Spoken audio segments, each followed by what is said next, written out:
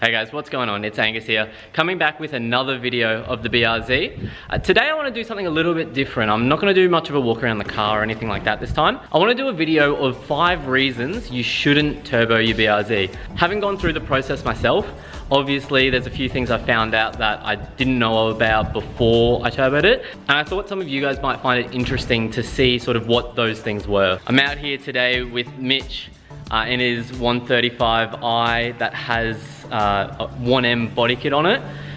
We're both filming a bit of a video today. What's going on, guys? It's like sick. I just love seeing all the heat wrap. So for those of you that don't know already, so this is my BRZ. I've had it since January 2018. Since then, I've put the turbo on it. I did a few other things obviously as well to support the turbo. If you want to know more details about the car, I did do a walk around video on the car a couple of weeks ago.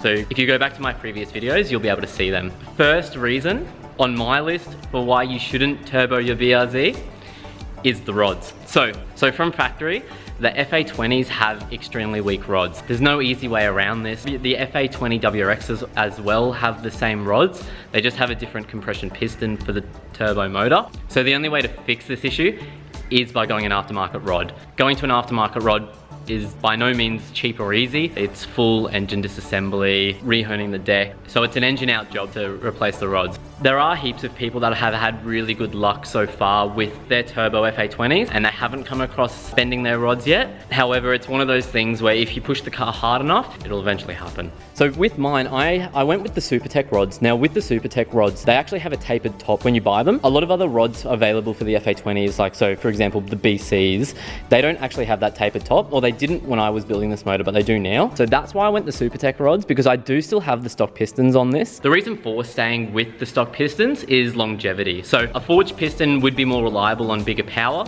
However, I wanted to stick with the stock 12.5:1 compression ratio pistons, which obviously helps spool the turbo up a lot quicker. So this mode, I've driven about 8,000 kilometers on it now. No issues from the rods. So the SuperTech rods are an awesome option. Reason number 2 why you shouldn't turbo your 8.6 BRZ is the stock oil system gets notoriously hot. It's not the most expensive thing in the world to fix, but the only way around doing this is getting an oil cooler. There are some cheaper oil coolers on the market that you can do if you are tied to a budget. However, I would fully recommend going for a thermostatic oil cooler so it doesn't increase wear and tear on cold starts. These cars from factory run a 0 weight 20 oil, which is extremely thin. Some people recommend going to a 530 or a 540.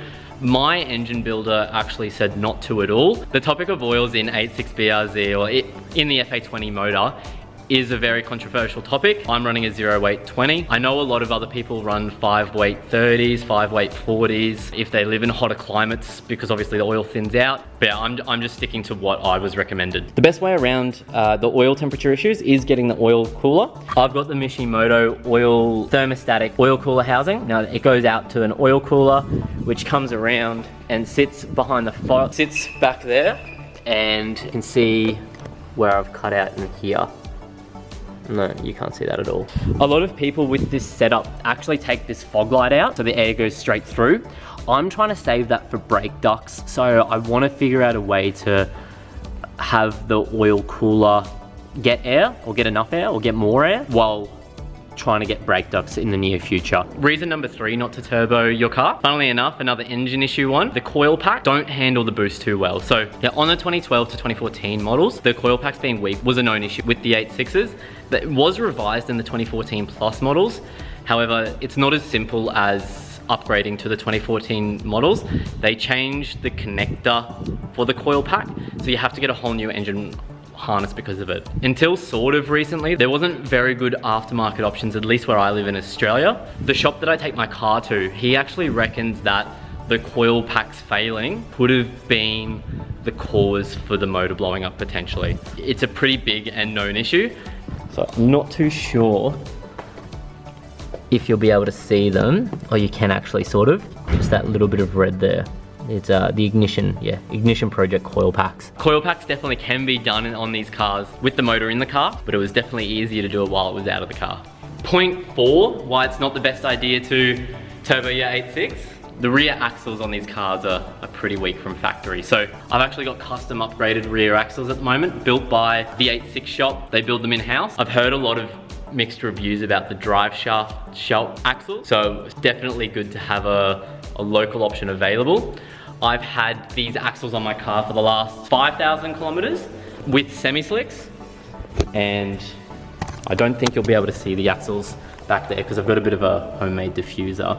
But I've got the Nexen SUR4G tires, and they definitely do handle a bit of abuse. Can't really see the axle, but I've got a nice shiny new nut to show that they've been changed. I think since owning this car, I've probably replaced 6 axles in total. So, yeah, they're pretty bad. I used to tune the car a lot. I was braking them naturally aspirated, so for these things to hold up to turbo, I've done 3rd gear skids with the tires hot, and they last. So definitely a weak point of the car that needs to be addressed. The last point that I'm gonna bring up today, so point 5, I'm gonna say it's a bit of a controversial one. Don't get me wrong, everything that I've spent on this car making it turbo, I do love. I would do it again in a heartbeat, but the reason these cars have such a good reputation is they are really good drivers' cars. They are reliable, they take a beating, they get thrashed. You put them on the 85 tune and they go pretty well. I blew up my motor within 3,000 kilometers of turboing it. So I haven't had the best experience turbo. Now, that was of no fault of any of the companies involved, I believe. I believe it was just to do with the OEM COILPACKS and pushing them past their limit. What ended up happening on my motor is broke a rod bolt, which I haven't seen before myself. I used to be able to take this car up the mountains, middle of summer, cold winter night, and it would be awesome. I could beat on it. Now, I'm a little bit more reserved unless I've got like everything out monitoring and making sure it's all running right. So I think that's it for today, guys. I hope you really liked that one. If there's anything else you can think of, let me know in the comments below. Definitely give the video a thumbs up if you liked it. If you didn't like it, let me know. And remember to subscribe to the channel for plenty more videos to come.